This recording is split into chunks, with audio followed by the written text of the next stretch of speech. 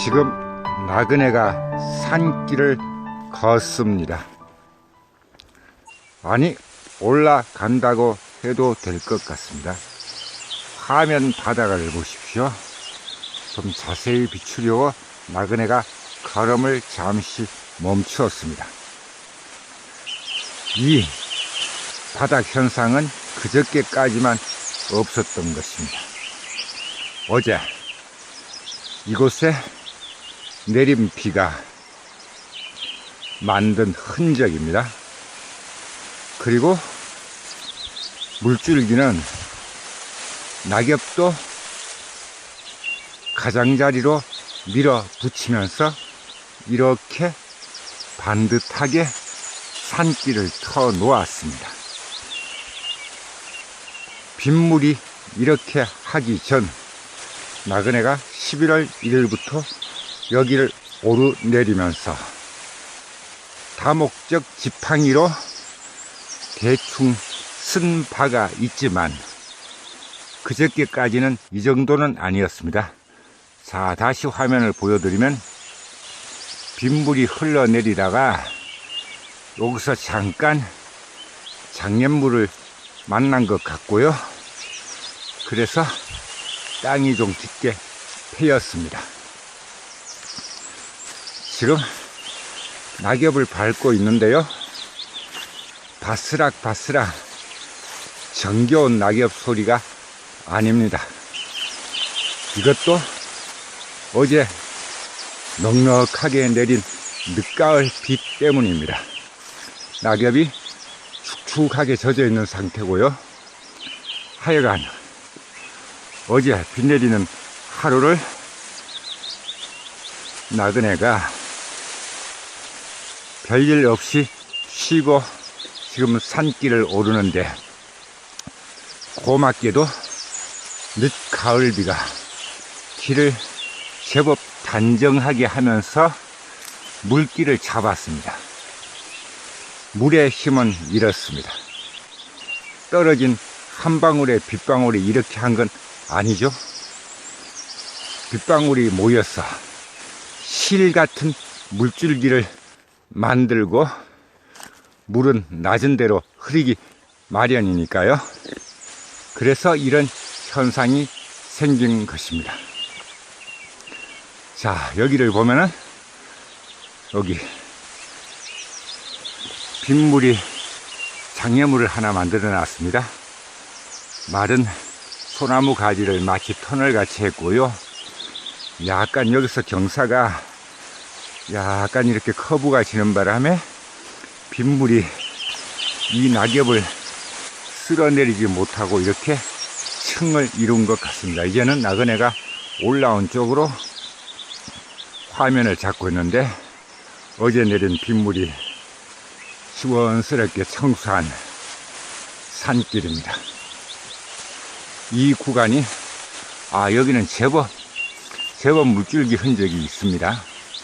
이 바닥을 보십시오. 이 홈을 따라 어제 내린 빗물이 저 아래쪽으로 흘려 내려간 것입니다. 그리고 군데군데 이렇게 낙엽을 한 군데 모아 정리도 해두었네요. 이 상태로 보면 여기에 내린 어제 가을비의 양이 꽤 많다는 걸 알 수 있습니다. 이제 나그네가 이칠봉 가는 산길 중에서 경사가 가장 심한 구간을 막 지나왔습니다. 여기서부터 보면 바닥에 낙엽보다는 솔가리가 많은 걸 알 수 있습니다. 이 구간에는 소나무와 노간주 나무가 참나무보다 많은 구간입니다. 여기에는 지난 가을에 떨어져 말라 비틀어진 밤송이도 보입니다. 이 산에는 다람쥐나 청설모 따위 밤을 먹이려 하는 작은 짐승이 그리 많지 않은 것 같습니다. 까닭인 즉슨 좀 전에 지나온 거기에 말라 비틀어진 파말도 보였기 때문입니다.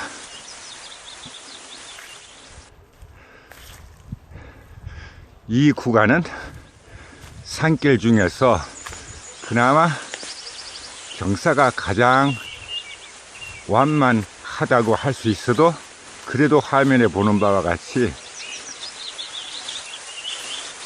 서서히 나지막하게 오르막이 이어지고 있습니다. 어김없이 오늘도 신기한 나무 이야기를 하겠습니다. 소나무 틈에 잎을 그대로 달고 있는 나무가 보일 겁니다. 이 특이하게, 아주 특이하게 깨알만한 새 잎을 내면서 비로소 지난해 묵은 잎을 떨어뜨리는 아주 특별한 나무라고 나그네가 자주 말합니다. 지금 이 나무도 감태나무입니다. 키가 고작 6, 70여 센티미터이고요. 얘를 보면은 보여드리겠습니다. 이 감태나무의 동화 보이죠? 가운데 발그스름하고 가려움한 이 정같이 보이는 게 이게 감태나무의 겨울은 동화입니다. 이것이 내년 5월 초순경에 잎이 되는 그때야 이 나무는 잎을 떨어뜨립니다. 이 주변을 보십시오. 이 주변에는 솔가리 외에 떨어진 잎은 이건 다 졸참나무입니다. 졸참나무. 졸참이 아니고 이거 굴참나무로 수정하겠습니다. 이 구간에 졸참과 굴참 게다가 떡갈나무가 막 섞여 있습니다. 그래서 나그네가 잠시 착각했고요. 얘가 바로 아주 특별한, 우리 산야에서 자라는 나무 중에서 아주 특별한, 그것도 너무 개성 있는, 겨우 내내 잎 하나 떨어뜨리지 않고 이듬해 봄, 그것도 늦은 봄입니다. 4월 말 내지 5월 초순에 새 잎을 내면서 잎을 떨어뜨리는 나무가 되겠습니다. 감태나무였고요. 자신의 존재를 잊은 소나무 이야기를 하겠습니다. 여기 옆으로 비스듬히 누운 소나무 있죠. 이것의 줄기는 나그네의 엄지손가락 마디 정도밖에 안 합니다. 그러니까 채 밑둥 줄기 굵기가 10cm도 안 되는 나무인데 키는 이렇게 큽니다. 그 바람에 이 나무는 제명대로 못 살고 뭐자나 자연 도태할 것입니다. 그 징조가 벌써 여기 뿌리 부분이죠. 뿌리 부분이, 이거는 누가 가한 게 아닙니다. 사람이 이렇게 한 것도 아니고 멧돼지가 이렇게 한 것도 아닌데, 이 나무는 자신이 욕심을 내어 빨리 자라려고 이렇게 키를 키운 게 오래 살지 못하는 부실이 될 겁니다. 여기도 빗물이 만든 물줄기가 아주 선명하게 잘 보이는군요. 여기도 약간 경사가 있는 구간입니다.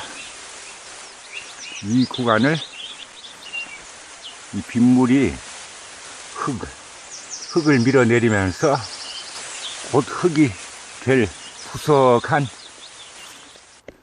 바위도 잠깐 보여주었습니다. 지금 여기 다소 잎이 커 보이는 이 나무는 떡갈나무이고요. 바로 이 지점에 달밤 말레이 오르는 산길에서 잎이 제일 큰 나무입니다. 이 산에 있는 나무를 관찰한 바에 의하면 이 부분에 잠시 후에 보일 겁니다. 저 앞에 많이 쌓인 큰 잎, 산길을 덮어버린 이 큰 잎이 바로 떡갈나무입니다. 떡갈나무. 도토리묵 아시죠? 도토리묵을 만들 수 있는 열매는 여러 가지가 있습니다.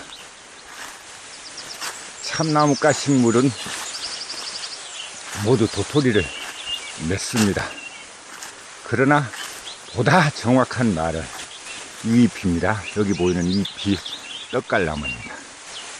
이 떡갈나무의 열매를 도토리라고 합니다. 따라서 도토리묵은 저 떡갈나무로 만든 게 제대로 된 도토리묵이라 할 수 있는데요. 사람들이 도토리 비슷한 거는 다 주워 모아서 가루내어 도토리묵을 만듭니다.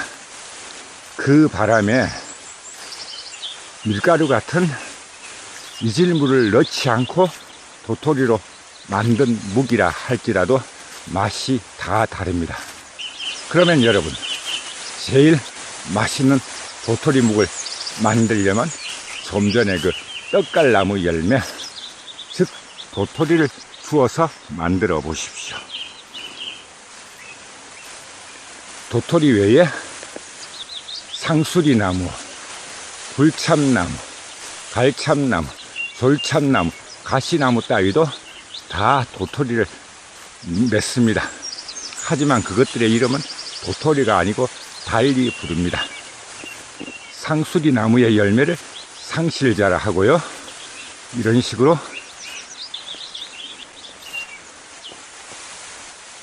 떡갈나무가 흔치 않고 찾기 힘들만 하여간 도토리 비슷한 걸 다 주워서 묵을 만들어도 되는데요. 그 맛은 저마다 다르다는 걸 나그네가 분명히 말할 수 있습니다. 자, 이 구간은 산길 양쪽에 소나무보다 졸참나무와 상수리나무, 밤나무가 죄송합니다. 군락을 이룬 곳입니다. 이 바닥에는 흙이 보이지 않을 정도로 어제 비가 잎을 다 떨어뜨린 것 같습니다. 그저께 하산할 때만 해도 여기에 군데군데 잎이 많이 달렸는데 지금 보십시오. 이게 다 졸참나무가 많고요. 더러 밤나무와 상수리가 섞여 있습니다. 근데 하루 만에, 즉 가을비 넉넉히 내린 어제 하루 만에 이렇게 큰 키 나무 중에서도 잎지는 나무는 이제 겨울 준비를 완전히 마친 것 같습니다. 나무가 잎을 떨어뜨린다는 건 결국은 겨울 나기 준비하는 것입니다. 잎을 떨어뜨려야 뿌리가 추운 겨울을 거뜬히 날 수 있는 나무의 전략인 것입니다. 방금 전에 나그네가 한 말을 좀 생각해 보아야 될 것 같습니다. 또 그 이전에 거슬러 어떤 나무 이야기를 했잖아요. 한겨울에도 잎을 떨어뜨리지 않을 뿐더러 이듬해 그것도 다른 나무가 잎을 다 낸 다음에 잎을 떨어뜨리며 비로소 새 잎을 낸다는 감태나무는 잎을 달고 있는데 어떻게 겨울나기를 할 수 있을까요?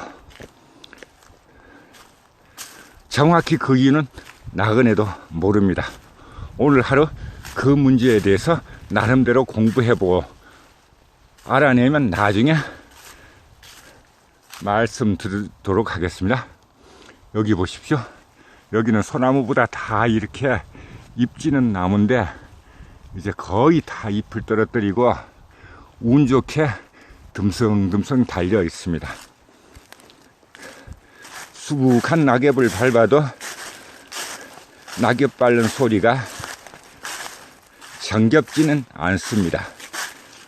마른 상태라면 낙엽을 밟는 소리가 매우 경쾌하고 음악 소리 같이 들리죠? 그런데 지금은 물기를 머금은 상태에서 소리가 이렇게 상쾌한 것 같지 않습니다. 자, 이제 곧 달밤 말레이가 멀지 않았습니다. 여기서 약 한 300m 정도 남았을 것 같고요. 300m 정도 남았을 것 같습니다. 지금 화면에 보이는 이 졸참나무가 이 일대에서 가장 잎을 크게 만들기도 하고 많이 달기도 하는 나무입니다. 바로 이 밑둥입니다. 이 나무. 이 나무도 이제 잎을 다 떨어뜨렸네요. 저쪽에 조금 남아 있습니다. 바람이 나그네의 뒤쪽에서 불어와 한 줄기 불어오더니 떨어진 낙엽이 멀리 비행하지 못하고 바로 추락하고 말았습니다. 그 원인도 설명한 바와 같이 지금 바닥에 보이는 이 잎은 빗물을 머금은 상태라서 그렇습니다. 여기는 나그네가 나무들의 치열한 전쟁터라고 하는 곳입니다. 저쪽에 바닥에 쓰러진 소나무 저것들은 경쟁에서 즉 싸움에서 나무와 나무의 싸움에서 지고 만 것들입니다. 여기 바닥에 쓰러진 나무들은 사람이 이렇게 한 것도 아니고 산짐승이 이렇게 한 것도 아닙니다. 얘들은 서로 햇볕을 더 많이 보려고 이렇게 키를 키우는 바람에 튼튼하게 뿌리를 내리지 못해서 이런 싸움에서 치고 죽고 만 것입니다. 식물의 세계에서도 생존 경쟁은 매우 치열합니다. 이 노간주 나무를 보십시오. 얘는 죽었습니다. 키가 이렇게 큰데요. 얘가 진 것은 바로 저쪽의 굴참나무와 이 굴참나무 사이에 삶의 터전을 마련한 게 죽은 원인일 겁니다. 지금 굴참나무, 두 굴참나무가 잎을 다 떨어뜨려서 지금은 정확히 알 수 없지만 이 양쪽에 있는 굴참나무가 잎을 무성하게 달고 있는 계절을 생각해 보십시오. 이 노간주 나무는 햇볕을 받지 못했을 것입니다. 굵기로 봐서 꽤 오래 살았는데도 불구하고 결국은 굴참나무와의 싸움에서 저 노간주는 치고 만 것입니다.